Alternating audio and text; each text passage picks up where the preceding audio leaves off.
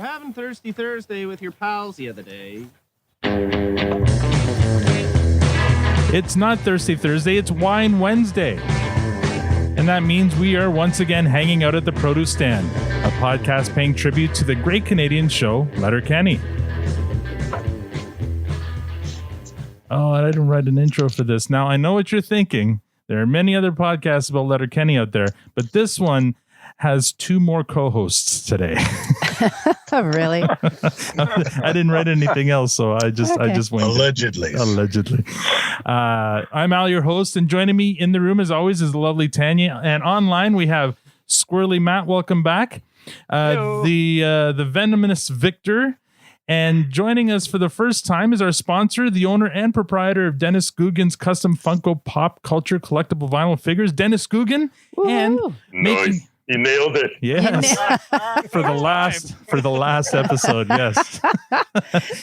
And making his regular season recap appearance is the host of PodScure, How Are You Now? And the producer of the Boondocks podcast. Please join me in making some noise for Dean Giles. Wondrous. Oh my god.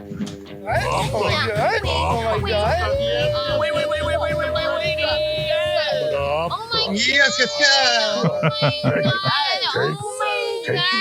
I regret nothing. All right.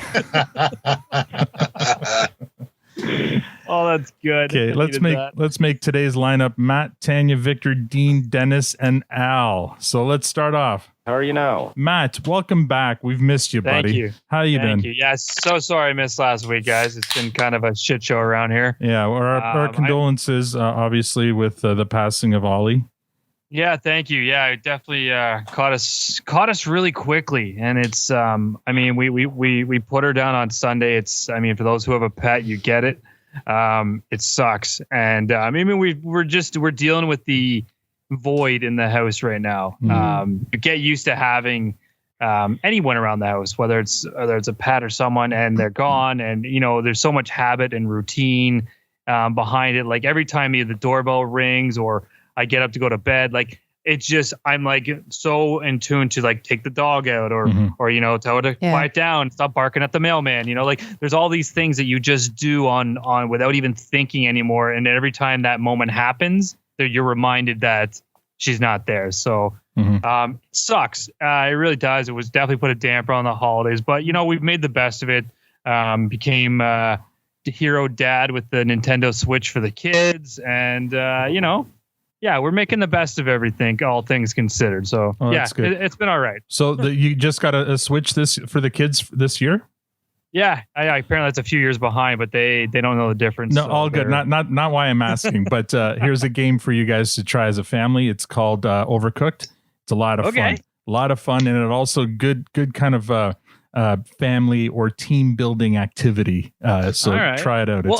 One of the games we got them was that Mario Odyssey, and I thought I read it's 2 players. I'm like, okay, great. I thought I was all up to speed on video games these days. Apparently, I'm not. So the kids started playing it. And then I figure out, I'm like, who's the second player? And my younger son, Reese, he's like, oh, it's me. I'm like, well, who are you? He's like, oh, I'm the hat. Yeah. I'm like, what the fuck do you mean you're the hat? And like, is there no other count? Like, where's Luigi? Where's, all the classic? No, he's just the goddamn hat. Yep. He's just Come on, haven't you played Monopoly, dude? Yeah, but that's a whole different ballgame, man. But anyways, he was thrilled to death about being the hat, so I didn't care. I was thrown back. I'll try out, check out Overcooked. I think you guys will love it. As a family, you may, one of the side effects though is you may have your kids yelling at you by the end of it, because it requires a lot of communication and teamwork, and that communication can devolve into yelling and screaming. But it's a lot of fun. It's like my favorite game ever. Tanya loves playing it with Owen, and actually the last couple of nights they've also been playing it online with a couple other family friends, because you can play 4 people at a time, and it's basically a cooking game. You're in a kitchen and you're having to like put together meals and serve them in a timely fashion, but the kitchens get progressively insane and crazy with like all this, like there's like lava, there's conveyor belts, there's just crazy shit. It sounds like it'd be lame, but it's actually a lot of fun, and I recommend this to any kind of like corporate team building activity, it's perfect because it requires perfect communication. It does. And cooperation. Absolutely. It's actually quite a good game. Unfortunately, only 4 people can play it at a time, but it's good. Anyway, that's all right. That's our pitch for Nintendo. There's your game endorsement for the day. Tanya, how's your week? Okay, so my week, I was coming down with a cold last Wednesday. By the time I finished recording, my throat was just wrecked. And then it went downhill from there. Christmas Day was brought to me by Buckley's. Mm-hmm. And I spent a couple of days in bed and woke up and I was good again. So yeah, thankfully it was only a cold. Went from our youngest to our oldest to me. So hopefully the buck stops there. And I'm on the mend. And yeah, everything's going to be better again. Yeah, and guess who got to cook Christmas dinner right here? Yeah, this guy. I was so impressed. Yeah, the turkey, the potatoes, the gravy, everything, whole 9 yards. Well, he made it. Was it edible? Al, you can wink if it wasn't. It was. I'm not going to tell you whether it was edible or not. I made it. Of course, it was edible. I was going to eat it regardless. I ate it and then went back to bed. It was perfect. It was awesome. Yeah, absolutely. Victor, how's your holiday? Yeah, pretty good. Very relaxing and not much to complain about. Linda and I, we started watching Walking Dead again. We paused for a couple of years, and then we came back on season 9, and we're just halfway through season 10. And then the only reason we started was because we know that season 11 is going to be the last one, because we really we got too much of it, right? So we're back on that and enjoying it. It's pretty good. And we saw a couple of movies. One is a bit of a stinker. The other one's great. Let me guess. Woman, I was just about to say Wonder Woman was a stinker. And And then Soul, we just saw Soul today, which was, oh my God, probably one of the best movies in a long, long time. Yeah. Like when I saw Coco, I thought, it's funny with these cartoons, eh? Mm-hmm. Like I thought Coco was just incredible. I guess I'm a little biased because I love music and these are kind of music kind of themed movies. But this one's right up there with Coco. This was an incredible movie. I just loved it. We just watched it yesterday, and it is going to be like my new weekly mantra to watch it, because it was just so inspiring. It was so freeing. It was just so.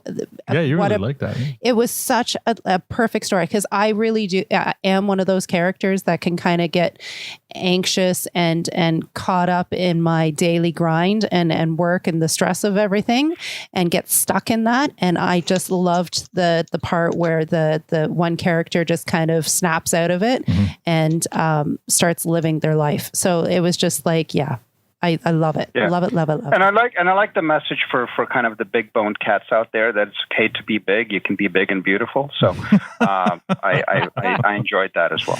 Oh man. Dean, welcome back to the podcast. Thank you. How are you doing? It's been a bit of a tough holiday season. Yes. Tiara's dad passed away. Yeah. Our condolences to Tiara. Just a few days before that. So it's been a bit of a struggle. But we're getting through it. One day at a time. And because we were planning on that day. We were planning on starting recording for doing a season 9 preview. So things kind of have been put on hold for a little bit. Sure. Yeah. Sorry to hear that, Dean. Yeah. I'm so sorry. Well, give Tiara our best. I know she doesn't know us from a hole in the wall, but I mean, our love goes to her.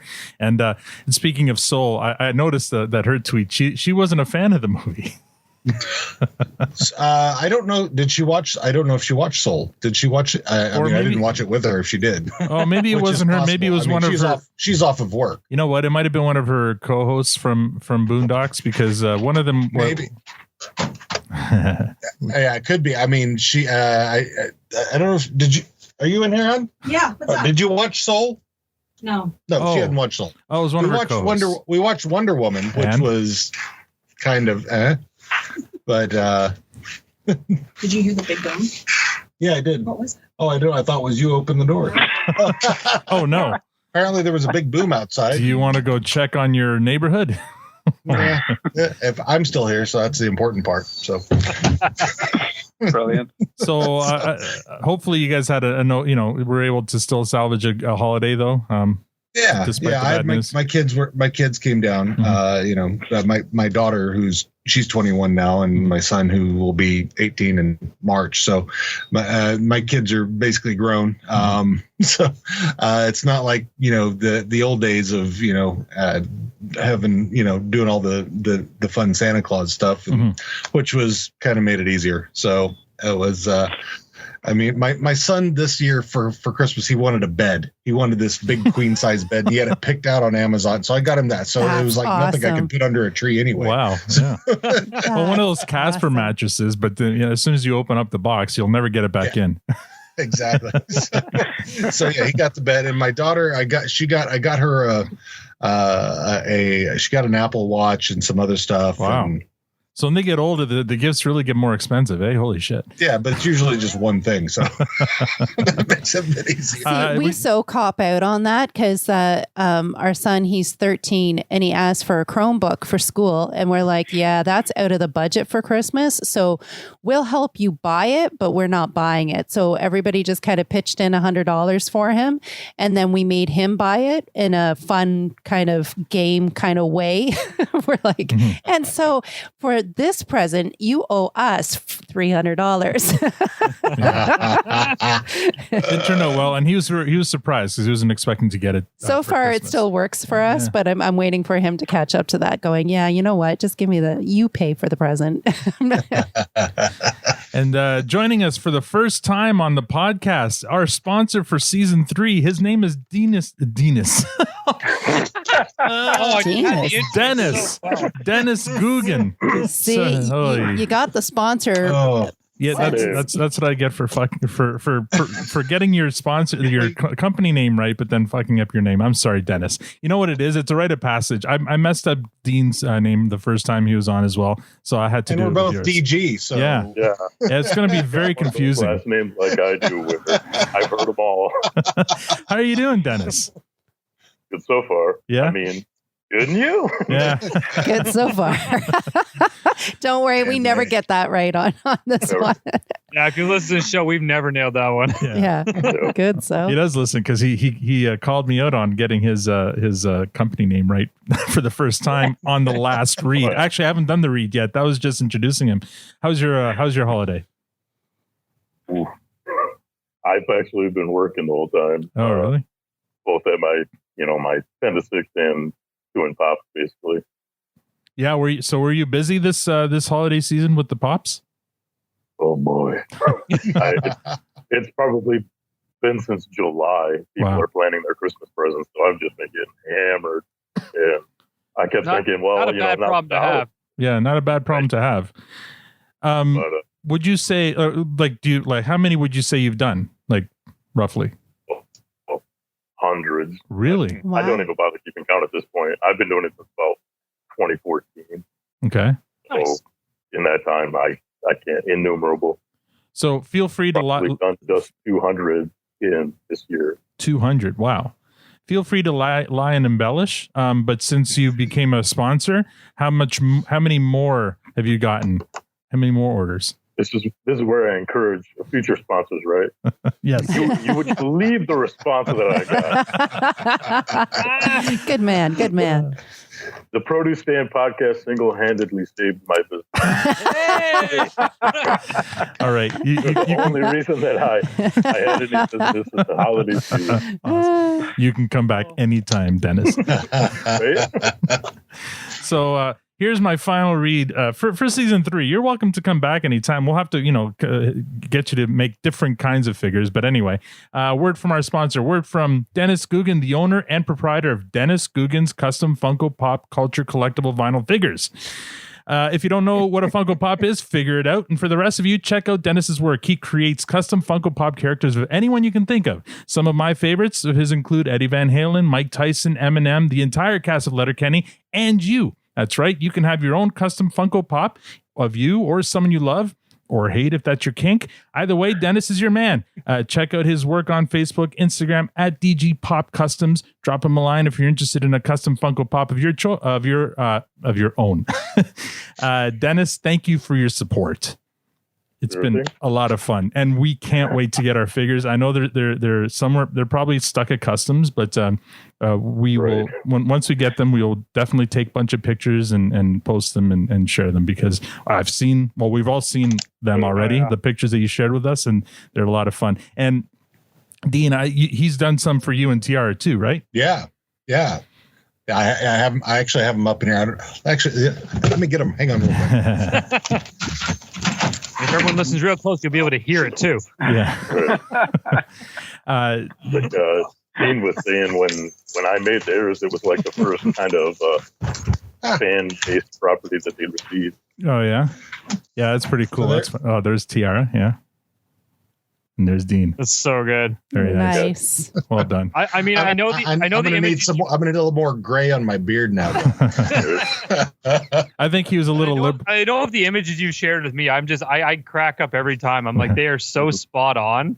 Like, you're talented, man. It's really good stuff, and I'm really excited to get them. Yeah.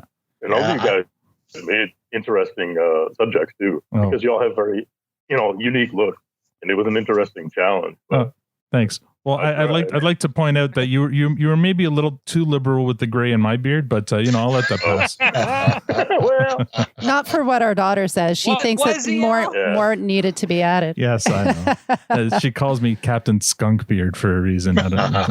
It's just right in the center. Yeah, and he's working on some Boondocks ones for me, so I'm looking forward to those. Those will look really cool. I wouldn't mind one. I think Tiara is most excited about the Jasmine one. Yeah. So that hair has to be hard to do, though. Yeah. Because she's got these two big puffs on the back of her head. I've actually found an interesting solution to that. So luckily, it wasn't as hard as it had been in the past, because I did a pasty from Orange is the New Black. Oh yeah. Okay. Style.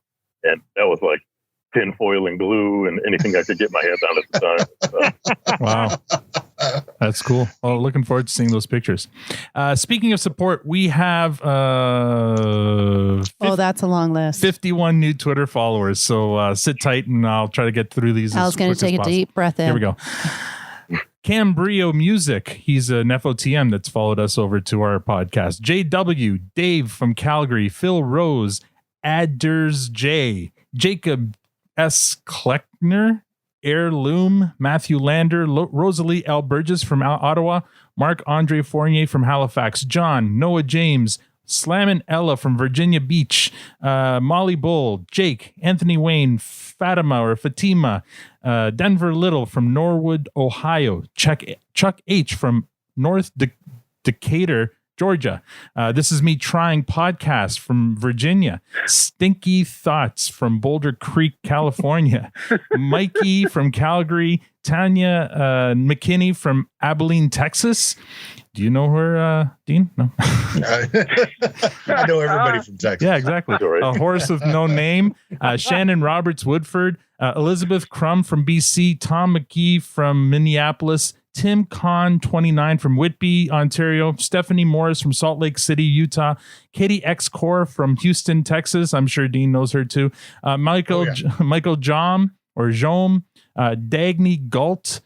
Julie Krish from Missouri. Adrian from Central Oregon.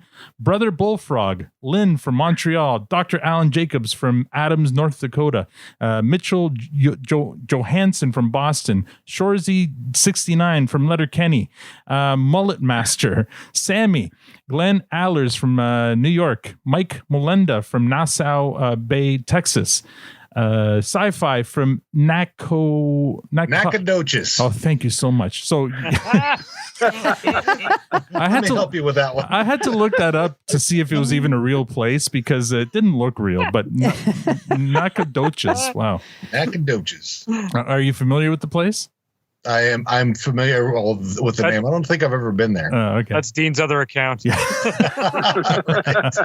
Sarah, Gay Hooters, Chaz NJ from Wisconsin, Darren W. Marinick from Sudbury, JDH, William Walschlager, Blake Glasspool from Dunsborough, Western Australia, another Aussie, welcome.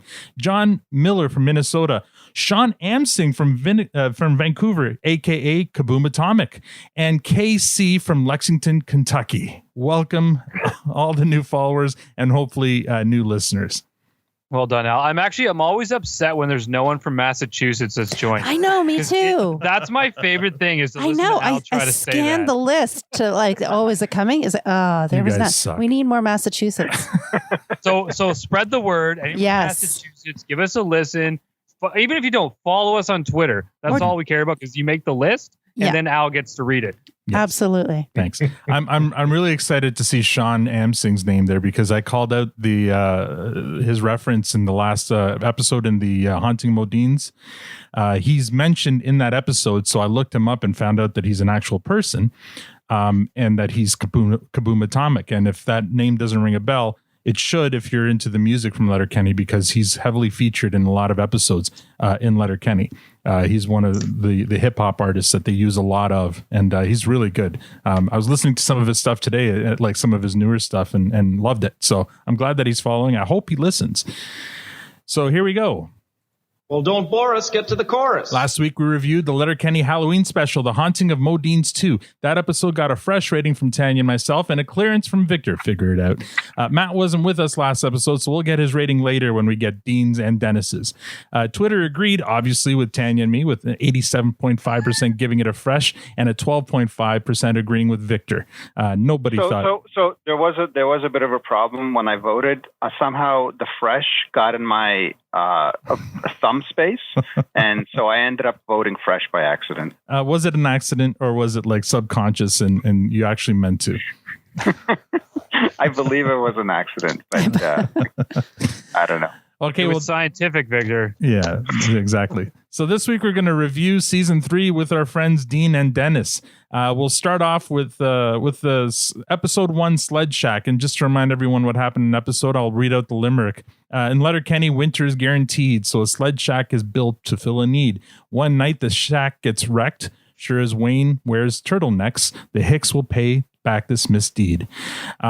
I'm going to play just a quick clip of I'm going to do something a little different this time. I'm actually going to play some clips from previous episodes for that episode, just to kind of remind us and put us in the mood of what happened that episode. So here's something. Here's where we talk about Devon's absence in that episode. Knowing that scene, I think, has a lot more meaning behind it, where you have the steward saying, "Why would Devon leave? We had everything we wanted here, and he's gone. Like, how selfish of him to leave. Don't you like? Yeah. You know what? You can read beyond. So, I don't know. It could be completely. It could be the writers kind of taking. Oh no, I think you're spot on, Al. I don't know. So anyway, having said that, I appreciated that skid scene. It was short, but they were just dealing with the loss of their number 2. Their number 2 is gone. All right. Go on. Sorry, you can go now. She's like, are you done, Al? Because it hasn't changed the fucking thing. Is that a call out to Code Brown? Speaking of which, I watched Austin Powers with Owen the other night and he loved that scene. Who does number 2 work for? That's right. You show that turd who's boss. Oh my! I wish I watched it with you guys. So yeah, that was me talking about a scene that I swear to God the writers wrote to kind of get back at Devon for not coming back. I don't know. It just felt very personal, that scene. I mean, sidebar, that was a little trippy because I wasn't sure when the clip ended. For a second, I almost started talking again. And I'm like, oh, wait, it's still going. Same. I'm totally there with you on that one. So this is going to be a little bit difficult, but just follow along. You know, that's why we have the video going. This is why we rehearse. Can we get a chime at the end of it? So that episode got a fresh from Matt, Victor, and myself, and a clearance from Tanya. So that's a pretty highly rated episode considering, and it's the first episode of the season. Dean, what are your thoughts on this episode? I loved it. I mean, and I think I've told you this before. Season 3 is probably my favorite season out of all of them. I think it's been said more than a time or two that if you're gonna start somebody on a season, this is a really good season to get them in on because there's a lot of good stuff and it's a meaty season. So I really enjoyed it, and picking on Devon, I love it. I think Alexander DeJordy not coming back, I don't think he's missed. But did you read that scene the same way as I did? It felt personal when they were talking. No, well, because they in the season 2 DVDs where they have the commentary, they talk about it. Oh yeah. And they said, and so we've decided to part ways. It's just very, very terse. Huh. It's like, that's it. So it was something. Yeah. I don't think they're displeased. Right. I'd be curious to get them back now and say, how do you feel now that they're 9 seasons deep? Yeah, for sure. All right. So what rating would you give that one? Oh, it's fresh for me. Yeah. I mean, yeah, that whole, the opening, the entire thing is just brilliant.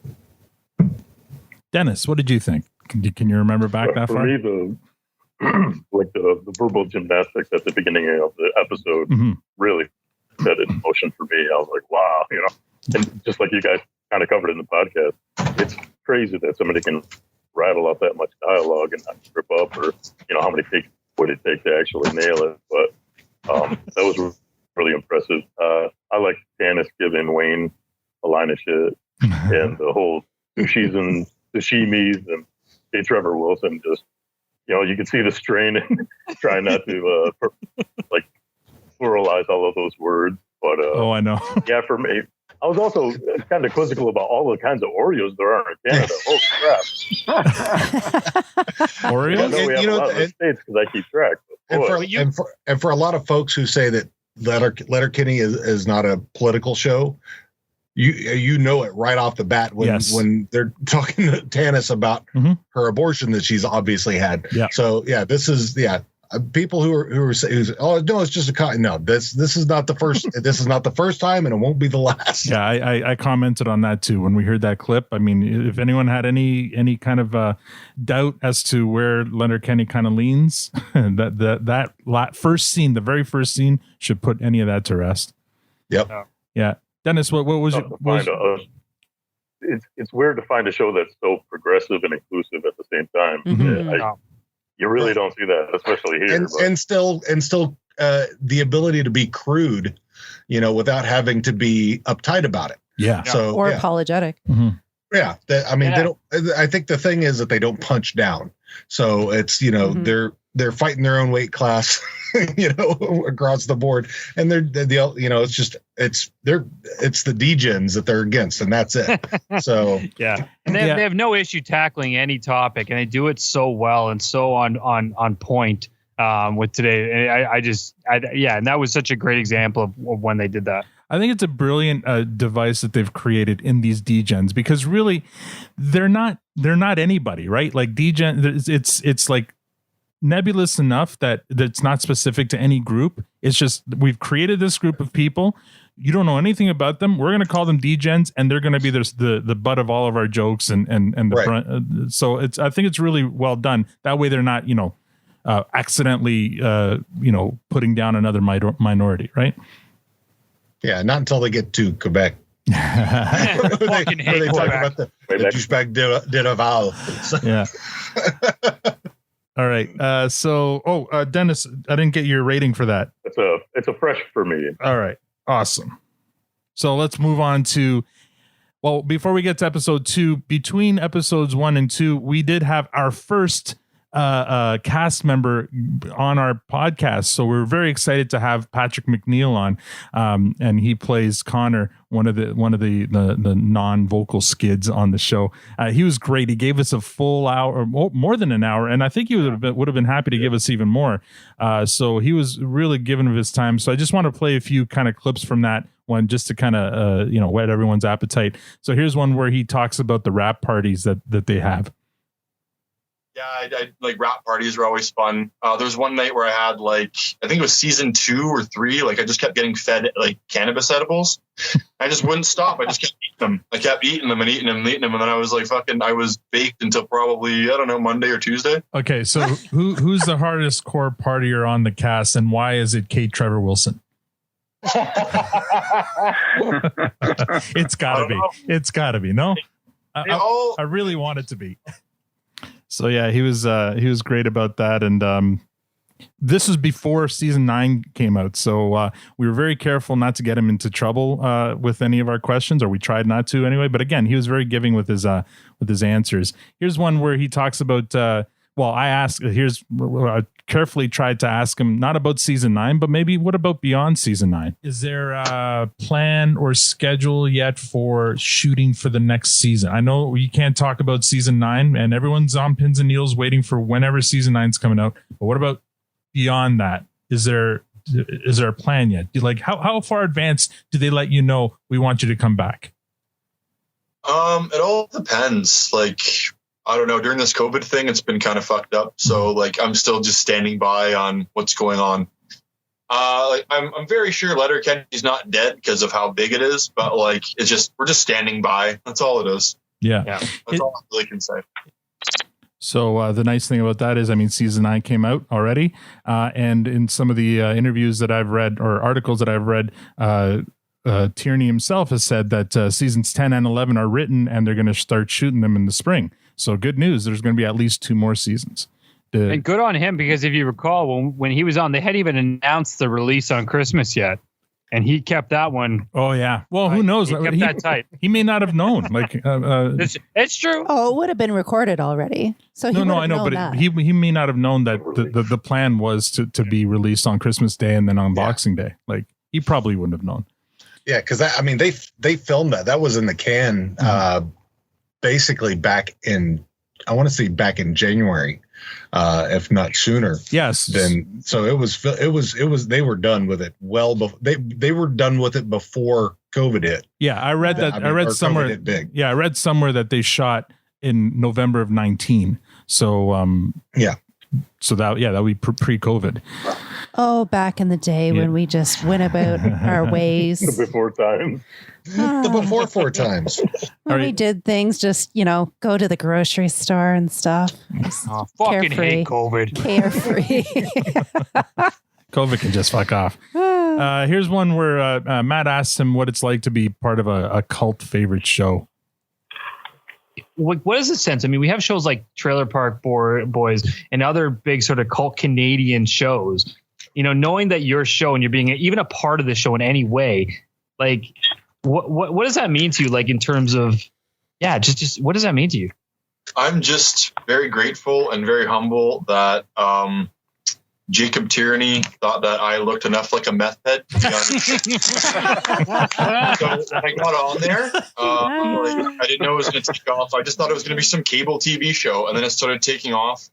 And I'm nothing but grateful and humble, and like I thank my lucky stars every goddamn day that I have my eyes open, and I'm like, it's one of my grateful list is like I'm grateful to have my career started. Why is it getting quiet? That's just a bad fade. But anyway, yes, Jacob and Jared. I can't hear it anymore. I can't. So the interesting thing about his interview is that when he went into what's the word I'm looking, tryout for the part, audition, he was auditioning for the Stewart role. And they looked at him and said, you know what? You'd be better off as one of the silent characters. But anyway, I think maybe Tyler Johnston probably came in and took the role as opposed to Patrick losing the role. But, good on him. And yeah, like he said, he thought he was joining some kind of like cable access TV show. And it turns out to be this big thing called Letterkenny. Here's the last clip where he answers some speed questions. We're going to finish it off with some speed questions. We're going to really get to know you. And so these are designed for you to just answer them off the top of your head. Don't even think about it. You ready? Try to. All right, here we go. Coffee or tea? Coffee. Tim's or Starbucks? Tim's. Good Canadian boy. Cats or dogs? Both.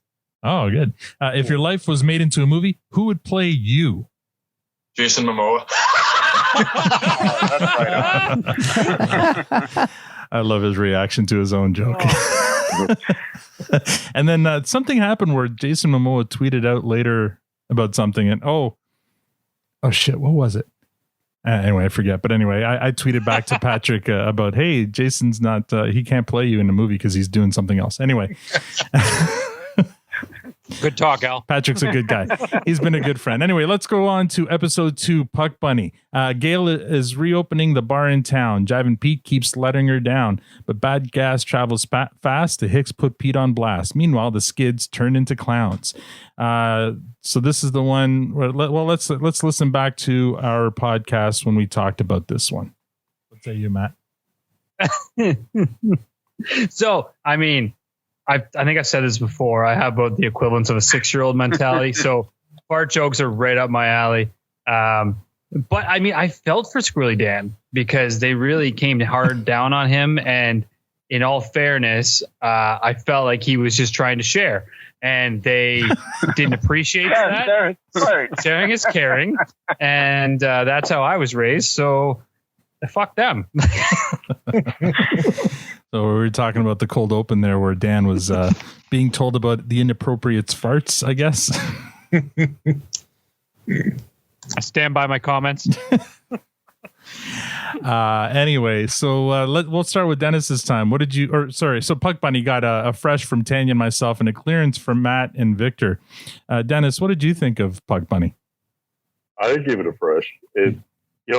As a listener of the podcast, that was one of them that kind of, it perked my ears up because I'm like, oh boy, what's Tanya going to think of this one? Because she was already kind of on the fence about season 1. And I was like, all the farting talk, I'm like, I can't wait to hear what she has to say about it. Yeah, but it's funny because Fart Book got a fresh from Tanya and Victor and both Isn't Matt. that trippy? That's so crazy. So, and it's a few times now Matt has said that he's got like a 6-year-old mentality. So he likes fart jokes, but the couple of episodes where fart jokes are prominent, he has not rated them very highly at all. Man, I got nothing on that one. Because he was farting appropriately. Fucking embarrassing. Dean, what do you think? I loved it. The disappointment on Dan's face. It's just I can't. That's what I've got. I've got to go out. Yeah. And yeah. So the setting up of the setting up of the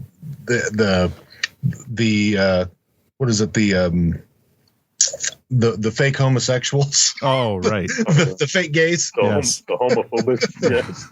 Yeah. That all that. And what's funny, I think what I loved about that whole thing is it's all these rural guys, trying to discuss why it's not good to be racist or homophobic. And, they're trying to fit it into their very rural brains about all this. And I think it's just hilarious. I'm talking about how, even, Dan talking about with his Professor Trish's saying, talking about how, calling homosexuals what they wants to be called. Yeah. Just that entire conversation, I think was great. Mm-hmm. About with Joint Boy and Tyson fighting each other because he called him gay or something like that. Well, it's because he called me gay. Yeah. So yeah, the entire thing was just brilliant. I thought, the dialogue was great. So perfect. Yeah. Fresh for me. Awesome. And a girl when they found out that the clown was gay. So yeah. That was the gay's reveal for sure was fun. And gay was her name. Yeah. The whole exchange with the Hiques was pretty funny. And actually I think it cause a little discussion too here with us in terms of calling people by the proper pronouns, and then we were like, well, what are some of these pronouns that we're still we looked it up. Yeah, we had to look some of them up just to make what the meaning of cis was, and so not using the word straight but using cis instead, and so on. Like it's it's fluid, right? It's still we're all learning still. Yeah, I think for most folks who are on the non-binary spectrum, trans folks, things, I think if you're making an attempt, most of them realize that. Yeah. And whether it's, for the most part, if you come in with they, them, they're like, oh no, you can call me he, she, or whatever it happens to be. Yeah. Whatever their pronouns are. So yeah, I think as long as you're not trying to be a dick like so many people like want to be. Yeah. I'll call you what I think you should be called as opposed to what you want to be called. Yeah. Right. I mean, and I think most are not upset if you say, oh, what are your pronouns? Mm-hmm. So yeah. All right, let's move on to episode 3. This is when we started recording Matt doing the limericks, thankfully. So here's Matt's limerick for episode 3. Gail is reopening the bar in town. Jiving Pete keeps letting her down. But bad gas travels fast. The Hiques put Pete on blast. Meanwhile, the skids turn into clowns. So that in that episode there, we actually got to talking about some of the would you rather scenarios, and here's one of them that we talked about. See how squirrely he is? Yeah, he's like awesome. Wayne can't handle it, but where do you guys stand? Oh yeah, good question. Yeah, I guess after a while, that's not the question, Tanya. After a while, you go nose blind, right? So I'd probably go with the poop, I guess. No, you gotta go with the pee. Yeah, I'm with Victor on this one. It's sterile. It's clean. Definitely. You can. It's fine. Poo is poo. No. It's poison. It's like E. coli. Really? No. Yeah. Pee. I'm so glad we got Go into with this the pee. conversation. If you got stuck in a cave, guess what you're doing? You're drinking pee. Yeah, so you're already used to it, so it's Fair easy enough. to transition. Now, Matt, how are you already used to it? Do you get stuck in caves a lot? Like, I don't understand that. Come on now, Bear Grylls. Let's go. Oh man, Dean, before Matt's stuck in a cave, better drink my own pee. Yeah, before you give your rating, Dean, please I thought answer. this was a judgment-free zone, guys. Dean, before you give your rating, would you rather have a bit of pee in? Is it pee in your mouth or a little poo in your little nose? poo up in the nose. Poop up nose. Yeah, Peas in your mouth. I would go pee in the mouth. Yeah. Yeah. Bit of pee in the mouth. See, I made the horrible mistake of answering Oh, first yeah, you in that did. one. I thought differently of you after that. God damn. All right. So what did you? I suppose if you had the COVID, it wouldn't matter because you wouldn't smell it because Yeah. Once your sense of smell is gone, then Well, there's a such thing. Okay, in my defense, there's a such thing as nose blindness, defense, right? Like buddy. if you go to unless you, that you gotta unless you pick have a a dick snow for a blindness. nose. if you go to like a horse farm or whatever and it smells like shit, after a while you stop smelling it. It just becomes the air. But it's not actually in your nose. But it doesn't matter, Dude. No. Particles. Anyway, what did you think of this episode, Modean's 2, Dean? Oh fuck! This was a great episode. I mean, because you start off with all the butt talk, having the anal sex with because Ellen is very progressive, so she wants stress and the whole about much less like this bagel and you don't like bagels, nope. So yeah, that whole thing was great, and then meeting Gay for the first time and then Rold's chat with his dad on the phone. That was great. I love that. Yeah. So yeah, beautiful. I love this episode. Love it. Yeah. Great episode. Fresh. All right, Dennis, what did you think? This one was clearance for me. It was just on retro. Yeah. Come on, revisiting it. It was just kind of there. I like the. You got to beat up Jive and Pete at the end. The troubles that I did have with it were kind of saved by the introduction of Shorzy. Mm-hmm. Yes, Shorzy's back. Yeah. Like Dean said, Roll talking to his dad. He's like, "You're the one that named me after the author of Charlie and the Chocolate Factory." Yeah. Yeah, still a homo. All right. So no clearance from Dennis. That's fair. All right, we will move on to episode 4, Les Hiques. Here's the limerick for that one. The Hiques love fishing in Quebec, but to dairy French are pains in the neck until they meet some French Hiques who appear to be pricks, but end up helping keep D-gens in check. All right, and then this one, we had a kind of a hilarious exchange where Tanya admits she didn't see a very major plot point. Stuart draws out the plans of their first operation, which is to create mailbox mayhem. Stuart's drawing resembles a large penis on the whiteboard map. pointing in the direction of where they're going to dump their load. Gay enrolled. I completely missed that. What? This is where we're going to dump our load, and he draws like. Did you miss? Is that you seriously? Did you even watch the scene? So you were distracted by the dicks in the first scene. And she didn't even notice the big one right in front of your face. 20. I still haven't gone back to that one. I have to find the dick. It's funny because Tanya's Look at easily distracted by the dick. So I know. I see dicks when there isn't even one. Yeah. So It was fucking embarrassing. we'll get to that one later. oh god. Dennis, what do you think of which one's this again? Oh, Les Hiques. Les Hiques. This one got a clearance from me too. It's just I was surprised by the 4 pronunciations for Quebec.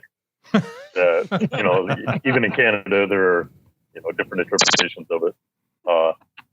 Another thing that I noticed as a listener of the podcast, you guys pointed out that Katie's sitting in the truck while they're all pissing, and I'm like, yeah, I never really thought about it. She's like porn watching the whole time.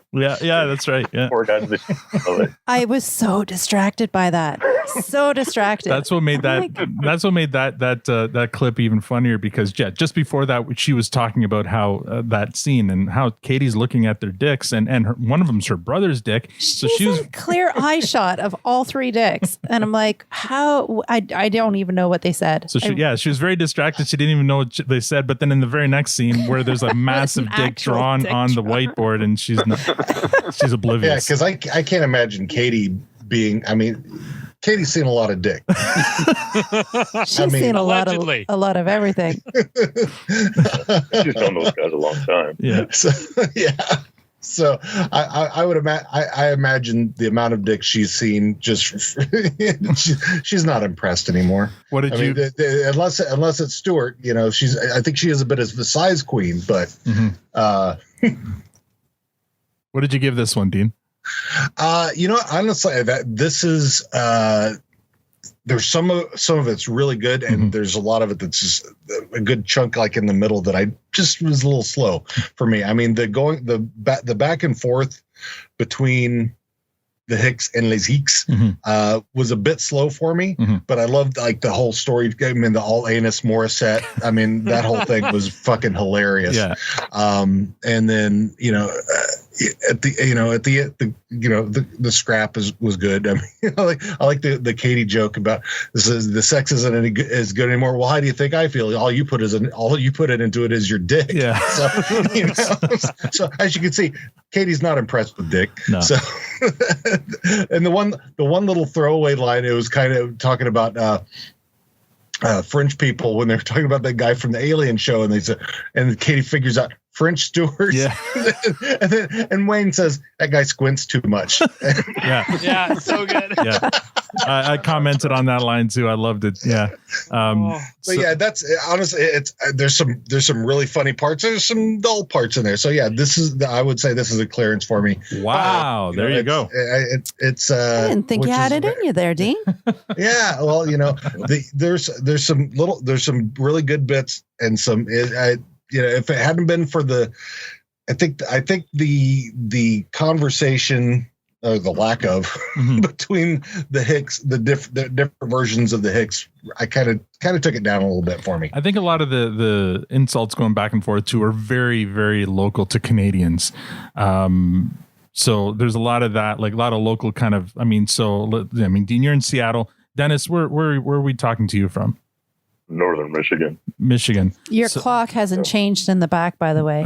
I've been watching it to try to figure out where the hell you are. I've been trying to figure out where the hell you are, and I'm like, so you saw where is it in the world that it's almost 3:45? I didn't see the dick, but I have seen that it's 3:45 and it hasn't changed. That's how Dennis's boss keeps him at work. It's never 4:00. It's never quitting time. But Al, I'm with you. I wonder if this is a cultural thing. I mean, let's get rid of there's the 3 of us, and then Victor Russian. Am I right? Georgian. Damn it! God damn. All right. And then Get it right. And then you Sort two in yourself the US out. there are all giving this thing clearance. Mm. So I don't know. And we were all this went number one for me. Like I love this episode from start to finish. It just killed me right from the get go. And this episode featured the best. Okay, so it featured some great lines for Letterkenny, but it also featured one of my favorite jokes on our podcast, and that's when we were talking about Nanaimo bars and Victor calling them freedom bars in the States. I love it. Because we were trying. I like Nanaimo bars. I've had them. Yeah. Yeah. I would imagine you have. Yes, absolutely. Have you ever had a Nanaimo bar, Dennis? Never heard of it. No. So they're more. They're well, they're Canadian. Like they said, out of BC. Yeah. Yeah. But I've got a box in the freezer right now. Yeah, I think anybody who would try them would enjoy them. I don't think that's the controversy. It's more like, have you heard of them or not? Yeah, that was the question. Yeah. So, but I loved your line, Victor. Freedom bar in the States, it might be called freedom bars or something. Bars. No, I mean, well, they call them socialism bars, probably. Goddamn Marxist bars, and that's right. So, and Matt alluded. So that one got a fresh from Tanya, myself, and Matt, and a clearance from Victor. So it was heavily on the fresh for that one. But the two Americans are giving it a clearance. So yeah, maybe that's where the divide is. It's a tie. Mm-hmm. All right, let's move on to episode 5, the battle for Bonny McMurray. Grilly Dan makes sounds like a dad. He's sweet on Bonny, which makes Derry mad. They both fight for her affection despite Wayne's objection, but in the end, Bonny makes them all sad. So in that episode, we got a bit of a strange kind of reversal in ratings. Let's listen to a bit of that. I wanted more, and I was a little disappointed that the episode was over. Wow. That's amazing. Matt's he's perplexed. I'm so confused. Matt, what's your rating? Can I take a hard pass and I want to hear more from you guys because I'm just really confused right now. So I'll come back to me, please. No, it's not fair. This is the lineup. Look, listen, if you give your rating now. Wait. Matt is feeling like Tannis's muscle right now. Listen, making your rules right now. Give your rating. And then if after the rest of us chime in, you want to change it, you're more than welcome to change it. It's your rating, but now you know what Boomtown feels like. Yeah. Oh my gosh. So Matt gave it a compost. And so did Tanya. I gave it a clearance and Victor gave it a fresh. So let's hear from who do we hear from this time? Dennis, what did you think of the battle for Bonny McMurray? I gave it a weak fresh. I mean, the dad noises that got me. Yeah. The line that was well brought up. Too bad you weren't. You'll use that. Yeah, that's a good one. Seeing Tannis take on Gay was nice and an episode, but the sound of at the risk of sounding misogynist, seeing the Letterkenny girls in bikinis, that's gonna get a fresh for me. Yeah. I would have figured that would have at least pulled that one out of the compost for Matt, but I guess not. I think you guys had. Was it the farting? Matt? The bubbles? It was a lot, man. That was one of them. They just dragged the jokes on in this one. I felt like there wasn't a lot of deep content in this one. Not there's a lot of deep content, but like I just fell flat. So I think my sheer enjoyment of the episode helped Matt take it from a clearance to a compost. That's true as well. Victor and I are polar opposites. If you haven't caught on. Let me recap again. Matt's always the one who says he doesn't mind a fart joke. He's the 6-year-old in him likes fart jokes, except he's only ever given 2 composts. One was for Fart Book. And the other one was hold on. The other one was for this. To be fair. Fart jokes are a one-liner. They're awesome the first time, but when you it's like my kids. My kids, like my older ones, are 7 and 10, and they think a joke is funny, and they'll say it, and then they'll say the same joke 7 more times, and I'm like, hey, shut up! Like it was funny the first time, it was cute. Now it's like you're. Oh, so that is so what it is. But not a 7-year-old. No, that is so true. It's like farting at the table, right? Like it's hilarious the first time. You let one slip out, and it's like, woo, and that's funny. But then you do it 20 more times, and it's like, okay, enough's enough. I told you to stop, and you go to the bathroom. Like, yeah, it's. Go check yourself. I don't know. I don't know. It is. It's true. These are Ogopogo waters. So that's where I stand on the fart jokes. They're hilarious once, and then they trickle off from there. Funny more than once. And they'll never carry a Letterkenny episode for Matt. You have to bring more than fart jokes. Hence why Fart Book was a combos as well. Yes. No, I hear you. It's just funny because Fart Book wasn't about farting. Exactly. I get that, but it still wasn't a good episode. Oh man, Dean, what did you give the battle for Bonny McMurray? Even though I'm very much on the side of Wayne, Bonny is let the paint dry. Mm-hmm. She's just way too young. But the dad jokes I love. I mean, Tiara is she. I mean, that's one of our things is if you have a dad joke that I can tell on the show that she's your friend forever. Yes, and Boomtown's dick. No weird J hook, Ferda.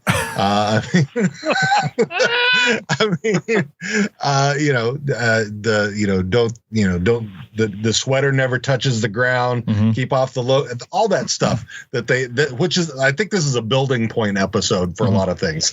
So yeah, this is a fresh one for me. Because there's a lot of, I mean, I think at this point you're starting to give Bonny some agency. Where she's, so far she's just been kind of the pretty girl. Mm-hmm. Now she's actually becoming a character. So this is a good launching point for a lot of things right here. So this is a fresh one for me.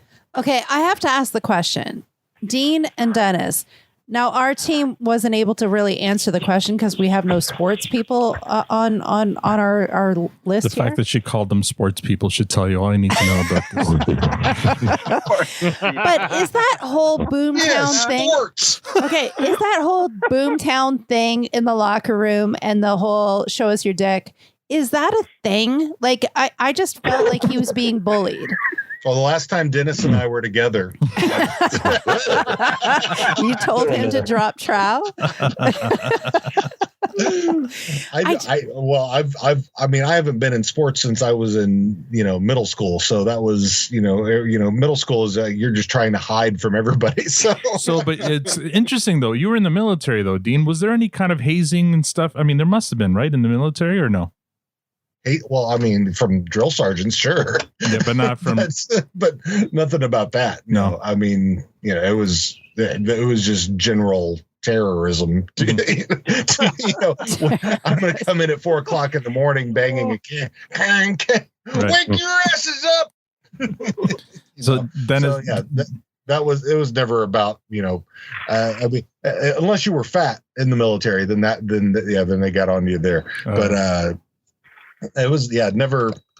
Nobody ever got talked about for their. No one tried to team build by having a parade of dicks on the line and comparing them and getting them out on display. No, no private parts. No. Well, see, I just don't think that was a thing. I don't know.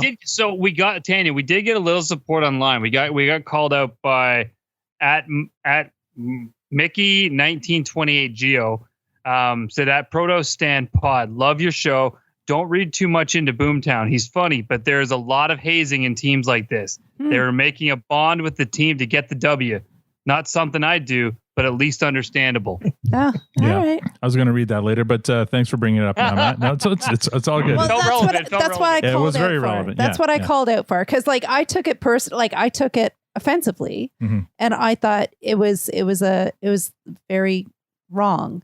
So yeah, I just you looked at it as bully. I looked at it as a mom. Like if I heard my kid was being bullied like that in the change room, I'd be in there ripping apart. But Tanya, I mean, there's stuff that happens in the change room that has nothing to do with bullying that you would also find wrong and inappropriate. And what the hell's going on in those change rooms?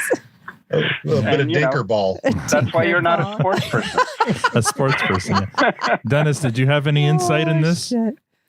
I actually can provide a little insight because I came up in a lot of organized sports. I played baseball, football, basketball.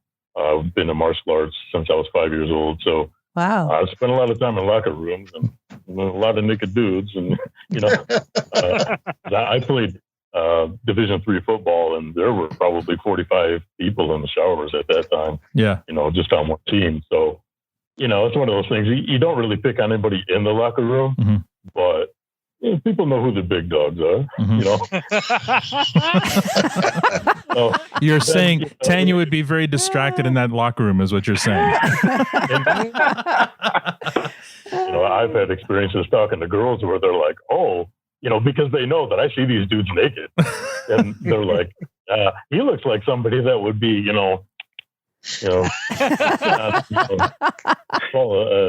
of tennis balls." But I'm like, I hate to break your heart there, honey, but he ain't. Oh wow! He ain't packing that much. A baby's arm holding an apple. God, awesome, so funny, awesome. So funny. Let's move on to episode 6. Wait! We didn't get Dennis's score. Yeah, we did. Dennis gave it a fresh.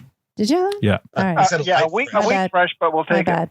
Yeah, it was a week fresh. That's right, but we'll take it. Exactly. Bradley is a killer. Episode 6. Bradley! Yeah. A bunch of D-gens trash Modean's too, sadly, forcing Gail to call in her cousin Bradley, who the Hiques all adore. He's a killer to the core, but the night wound up ending very badly.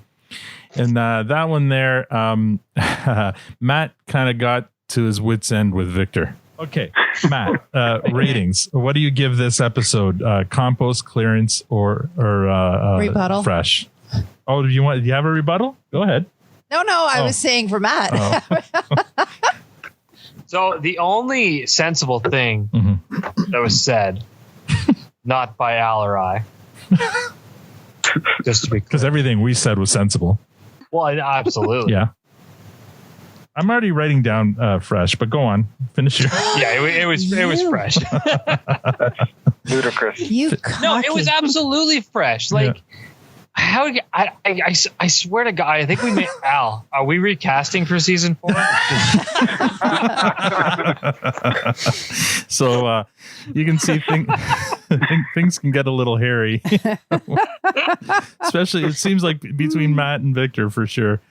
I love it. We'll start with Dean on this one. Dean, Bradley is a killer. What do you say about that one? Oh, this was a fresh one. I mean, I love the undertone to it, and then the second favorite cousin and favorite cousin. One of the other little things that I like about this, because I was a Supernatural fan, is that Adrian Holmes, who plays Bradley, played Clark Bacco, father, who plays Rosie in Supernatural. So I think that's very funny. And there was a very interesting, when I saw them both, and I'm like, hey, he played her father. So yeah, instead of cousin. So yeah, I love this episode.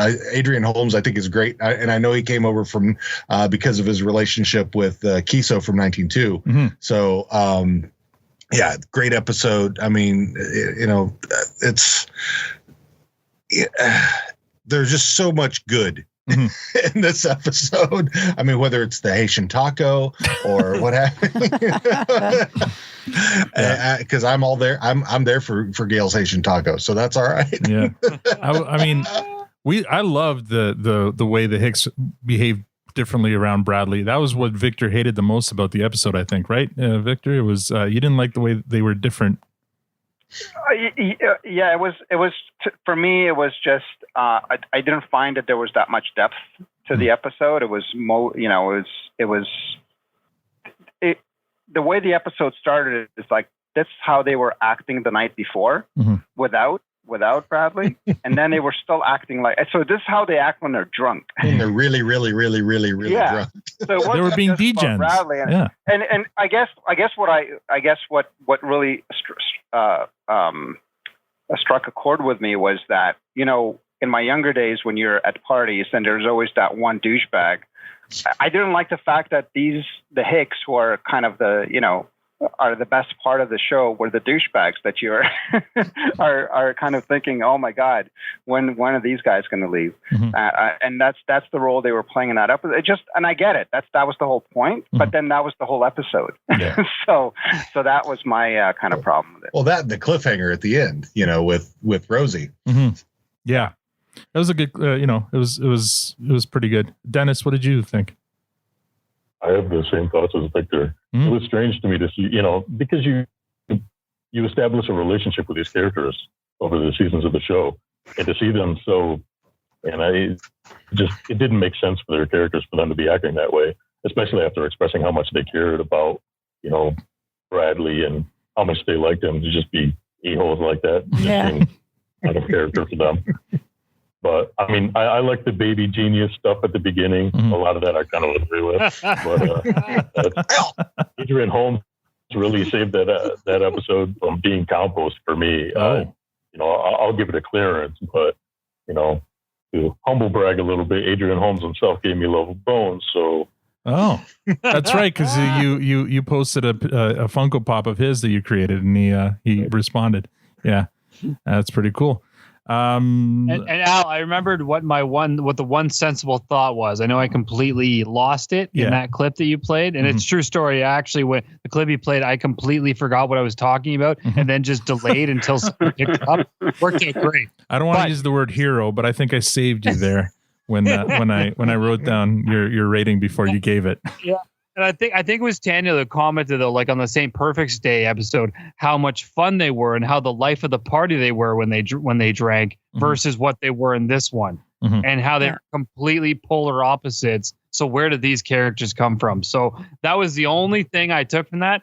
But regardless, I'd still love the episode. I'd still say that in St. Perfect's, they were still on the clock. They were still the town kind of muscle. This one here, Bradley gave them the night off. They were not going to be counted on to do anything, so they could let loose. And they did. But the argument there was that the night before they did it too. Yeah, but the night before they weren't at Modean's. They were probably in the. But if they held him, it's like your in-laws. Like, if you're holding somebody to that highest standard and you're like, you so love them, you want to look good in front of them. Yeah, well, alcohol's involved too. So anyway, because you could be, they were super drunk and they just thought they were being funny. I mean, because when you're really, really, really, really drunk, you think you're doing things that are not the way they are in real life. True. Yeah. All right. Let's move on to episode 7, The Haunting of Modean's. We just did this one last week. I took the liberty of recording this limerick. Gail says Modean's 2 is being haunted by Uncle Eddie's horny spirit undaunted. So the Hiques are on the case, a paranormal goose chase, while Bonny McMurray walks around flaunted. And this one, I feel like there's a recurring theme in this season with Tanya and missing out on dicks. Okay, may I say, I completely missed what was in the drink until right now. So, no, exactly. Until because when Al has it on the clips, you actually get to hear the words and stuff and hear what exactly was being said. So I missed that there was a hoof in the drink. What did you think it was? Right. Right. Yeah. So with all the dick references in this show, I thought there was a dick of something. I don't know whether it was the uncle's dick that they were like petrifying in the drink. Like, I took it to the next level. One big dick. I was going to say that uncle's a legend. I was like, oh, well, they do reference dick a lot, so maybe there's a dick in the jar and it's being, petrified or purified. Like, I don't know, in the alcohol. So up until now, you've been thinking dick. I was thinking dick the whole time. Well, so there you go. So that's just proof that when we do our homework, Tanya only watches it the one time, and doesn't ask me to rewind when she misses something. She's just like, oh, whatever. I'll take care of it in there's post. a dick in the jar. Her brain automatically fills in the blanks. I do. The same thing. Yeah. So that one got a fresh. Despite that, Tanya gave it a fresh, and so did I. No, not despite it. Because of it. Tanya gave it a fresh, and so did I. That's a mighty nice dick. Victor gave it a clearance. So, Dennis, we'll start with you. What would you give The Haunting of Modean's? I'll give it a fresh. There's really not that much there, but the show gets a lot of credit just based on how much you care about the characters themselves, that you can kind of forgive a lot in an episode just because you're like, oh, I get to see, fill in the blank in this episode. So that goes a long way toward it. The Bonny McMurray thing, pretty much all of it was really there. But that's enough. Yeah, that's the part that perplexed Victor. He didn't understand how all that could happen in one day. Yeah, well, I really wasn't sure what the hell was going on. She could make a softball hard. Yeah, I love that line. That's a great line. Like I would have given it a fresh. I couldn't bring myself to it just because I felt like I shouldn't be confused watching this episode, and I was. I was wondering, is this still today or is this tomorrow? Mm-hmm. Dean, what did you think? It was fresh. Mm-hmm. I mean, the start, about the big leaguing and backdooring and all that stuff right off the bat. Yeah, that's great. And finally getting to see Samuel and his Coconut's fucking gross asshole. I mean, just that was. I love that. So yeah, I love the whole episode and when Bonny came out in her indigenous garb and Tanis was there. I will fight you. That was so good. I mean, and Wayne having to explain everything that she's doing. Mm-hmm. Yeah, it was brilliant. Even each little piece that it was, for whether it was the Beyonce fiance or what have you. I mean, it was all just great. Yeah. For each, if you just took each little skit as its own little skit, I think it was great. Excellent. All right, and now Matt. We've been on pins and needles because we missed you last week, so you get to give us your rating for this one. Sure. Before I speak, I'm going to ask you if you can take your little mouse there, drag it over top of the fucking embarrassing soundbite, and then I'll speak. All right. So, I'm apologizing. I have not yet seen the episode. Oh, fucking embarrassing. What? Dude. Yeah, with everything going on, man, I didn't get around to it. And I know I only literally have one job here. Oh my God. I figured out. Yeah. No, I know. Bring it on. Bring it on. Wish you weren't so fucking awkward. My God. So I'll take a rating check on that rating. Oh no. You are spare Matt, parts. I have love for you. You've got all my love. You might not have anyone else's, but you have mine. All right, Matt, you lost your puppers. We're not. No one's going to blame you for and this. And now you're going to watch it knowing that it's not a dig in a jar. So you can put a fresh placeholder there because it sounds like it was a pretty fucking good episode. It was a great episode. I like to know your Ablaby. Yeah. Oh, yeah. I love that too. That was so fun. I enjoy episodes. We talked about this, and then I enjoy episodes where it's not separate storylines. They're all involved in the same storyline, and you get a little bit of everybody, and that's a lot of fun to see them all kind of interact. And that's what you get in this one for sure. Standalone episode, but yeah. So. I mean, I've already given my rating, so we'll move on. All right, so let's we're going on over an hour now, so let's try to wrap this up here. Our final season rating. Now, Matt, you haven't seen Haunting of Modean's 2 yet, but doesn't matter. All right, so what would you give this rate the entire season? This season is 100% a fresh season. Like that's a no-brainer. And I think I don't know if maybe I spoke wrong in Puck Bunny, or your ratings that you just talked about were wrong, or the website's wrong. But everything's possible. It's all possible. There's a lot of possibility here. Yeah. But there's definitely more fresh than not. I think the only misstep to me in this one was the Bonny McMurray one. I couldn't connect with that one. Everything else was at least a clearance or above. Most were fresh for me. I thought this was a fun season. A lot of good jokes. A lot of things that came out of this that people still repeat on the regular. And yeah, 100% a fresh season. Tanya. Well, if I have calculated correctly, I'm going to say that Dean nailed it. And that this is the season to start with, because I've given it 5 freshes, which I think is a very first for me. I don't. Did think you really? Yeah. Yeah. She was very positive on this season. Yeah. I think I'm either being worn down from you guys, or or maybe I just get it, or maybe I'm tired. I don't know. There was definitely a shift. You gave 4 freshes, but She's tired of our conversations becoming a confrontation. I think I'm starting to get it, and scarily so, because I think just today I was putting S's on too many words, and I recognized it and kind of shivered and was creeped out by it. But anyways, nonetheless, I think this is my favorite season. I think I gave it way more freshes than I've given the other ones. Yes, you did. I was only upset with the whole Bonny McMurray Boomtown one, just because that I was personally offended by that one. And I'm gonna say this one was my favorite for sure. So fresh. Victor. Well, I think the math speaks for itself, but I think it's important, again, Al, I know you do this from time to time, it's to kind of remind with the caveat that we're rating these against Letterkenny, right? Not against other shows. So in the world of Letterkenny, for me this season, I do agree that it's a good season and it's definitely a great one to get people interested in the show and whatnot.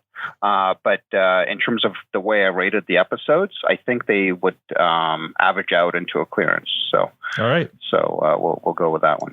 Yes, I had to remind some people on the Twitter DM group that we're rating this on a curb, and even a bad episode of Letterkenny is better than 90% of other shows. So I had to remind them about that because Victor especially was getting a little bit of hate's a strong word, but people weren't understanding. Victor, did you get your first hate mail? No. No, not yet. Lots of strongly worded, comments and whatnot. But bring it on. This is just for fun. I'm good with it. Maybe it's in Massachusetts. Yeah, maybe. Yeah. I'll give my rating just so sort of 2 guests can have the final word. It's absolutely a fresh season for me. I give majority of them the episodes a fresh rating. In this one, I don't think any of them I gave a compost. Dean, you're right. Like you called it before we even recorded this season that it's the strongest season. It is, I think, because I think this is where the writers and characters, got their stride and kind of they knew themselves. The only character I think that didn't really get the spotlight or get to behave the way you would expect him to behave, I feel it was Pastor Glenn, because he wasn't in character as pastor. He was a waitress, and only in the Haunting at Modean's 2 was he there as a pastor and was behaving the way we would expect him to behave, and had some great lines. In the other ones, they're kind of he was kind of he was a. I think Victor misses that. Yeah, I think Victor misses. No, it's funny that you thought of that as being the role of the pastor being the exorcist. But anyway, my favorite episode still to the day is the dating game episode, or whatever it was called. Yeah, relationship. Yeah. I mean, and Pastor Glenn is one of the main reasons for that. He was used brilliantly in that episode. And for me, it's still the funniest. Like if I was going to tell anybody to watch an episode, it's that one. That episode will get anybody hooked. And to this day, it's my favorite, and Pastor Glenn deserves the Oscar for that one. Oscar. Tierney's great. Yeah, he's great. So Dean, what would you give overall the season 3 of Letterkenny? Oh, it's completely fresh. I mean, there's just so much good in this. I mean, we've completely left out Shep and Kingsley as well. I mean, there's a reason. Those are human names. Yeah. I mean, and what's fun, another thing about that was, I think it was that's a reference to Kay Trevor's grandfather. So yeah, because he's got, I think it was Kingsley was his grandfather's name, I believe. Oh, cool. Is what it was. Yeah. So anyway, this just so much. The gay showing up, and the Puck Bunny episode, and another kick from Katie, which is awesome. The box kick, right in the Twiffer. I mean, it's just. I mean, you got a couple of good scraps in there. You beating up the D-Gen who honked at your sister. I mean, come on. I mean, it's got so much good of everything that you love of Letterkenny. And I'll say the first time I watched the whole series, I didn't think much of the gay character. This time, especially in that one scene between her and Tanis, I grew to really appreciate the gay character. I thought she was really good in that scene and was a formidable opponent for Tanis. I mean, Tanis was supposed to be this, frightening person, and she just stood up to her, no problem. Like, while the other skids are cowering behind her, she's like, "Yeah, I'm not giving up. I'm not giving in to you." So I really appreciated this. So second time viewing, I got a new appreciation for that character. All right, Dennis, we'll leave our title sponsor for season 3 the last word. What do you give this season? I give it a fresh. It's even the problems that I had with it are washed away by how much goodwill the series develops over time. Because on my initial viewing of the series itself, season 3 kind of seemed like a left turn to me. It was really off-putting for me that they were outside so much because it changed the setting of the show, and I found that kind of off-putting the first watch through, but I really did gain a better appreciation of it upon subsequent viewings. Yeah. But this is very much Letterkenny. Yeah. Like pretty much everybody has touched on. If you're looking for a season that's going to tell you what Letterkenny is, this is a good representation. I'm with you 100% on that. The first time I saw this, when they switched to being outside in the winter, I didn't like that. In the same way I didn't like season 3 of The Wire, where they switched to the docks. I don't know if you guys watched The Wire. Oh, season 2. Was it season 2? Yeah. Yeah. It was like such a different tone that it threw me off. Like, there was a show I loved, and suddenly it's completely different because it's in a different setting and stuff like that. So it took me. So yeah, I'm with you there, Dennis. This season, when they started off in winter in the ice huts, I wasn't sure about the tone and stuff like that. It took me a second watch to really appreciate it, for sure. Yeah, 3 is like I said. That's where the legs are going, and then it leads into 4, which is also an amazing season in my opinion. So yeah, I think this is really where they start building the stories of each character. Awesome. All right, so we got everyone's rating, we got everyone's feedback for season 3. So let's just go with some final words from everyone. Matt, do you have any final words? This is so much fun. It really is. I mean, Dennis, I'm so glad you're able to make it. I know Al said he sent you an invite. He wasn't sure if you're going to make it or not. We so appreciate that you have taken such an interest, and we're sponsoring the season. Genuinely, it means the world to us. I think your work you do is amazing, and I can't wait to get what's I know is coming our way. In terms of the show, it's just so much fun. I mean, I know you guys are going to bring this up in a second. I haven't actually seen season 9 yet. I have no intention of watching. I mean, I get about 20. How long is each episode? 22, 23 minutes. I get about 23 minutes a week to myself. So that I devote that to the next episode that we watch for the next podcast. So it'll take me a while to get to season 9. I'm okay with it. I want to watch it, but I'm really having a blast going through it like we're going, and I'm going to keep doing it. And I'm having so much fun. So thanks, everyone. Tanya?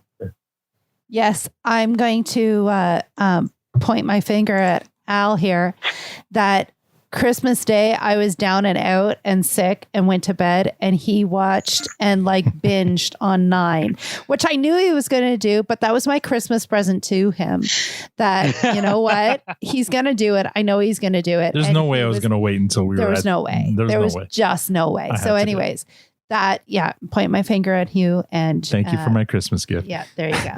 That was his Christmas present. And Al, since I know you've watched 9, I'd like to invite you on to discuss one of those episodes once we start. I would love to. Do I get a choice in which one, or there's a couple that have already been claimed. Okay. So I mean, and actually, I think I've got half of them claimed. Okay. But let me go back and look. I'm good. Wherever you want me, I'll be there. No problem. So whatever's left over, I'll pick up the scraps. He's easy. I'm easy. Yeah. I think it's absolutely amazing. You know what? This is my one retreat to leaving the world behind and just having fun for an hour. And I appreciate it. It's so needed, and I'm glad to be a part of it. Yeah. Victor? Yeah, it started from this idea, Al, that you had, and it's funny, right? It's like the butterfly effect, because it gives all of us something to look forward to. There's this whole community now that we're building, bringing kind of these strangers together to kind of talk about this, but then also just to talk about whatever, and just bringing people together. And even at work, just here and there kind of saying, oh yeah, I'm, doing this tonight and whatever. And all of a sudden you're making connections with people and talking about personal shit that normally you would only just discuss boring work shit. So, this is just all about community, making connections, and bringing humanity in a time that's that seems to be very disconnected right now. So I think that this is a great thing, and I am looking forward to continuing it. And I haven't seen any trailers, and I'm not planning to at all. I'm gonna eagerly await season 9 as it comes, whenever that happens. And for now, just looking forward to season 4. Awesome. Dennis, first of all, have you seen season 9?